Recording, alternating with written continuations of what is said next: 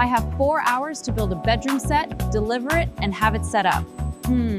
Let's get to work. Step 2, done. 3 hours left. Now to the warehouse. IKEA has mastered customer pickup, and step 3 is dumps. I love shopping at IKEA. And that's it. 4 hours, zero drama, total Scandinavian magic. Now, who said you can't transform your space in a day?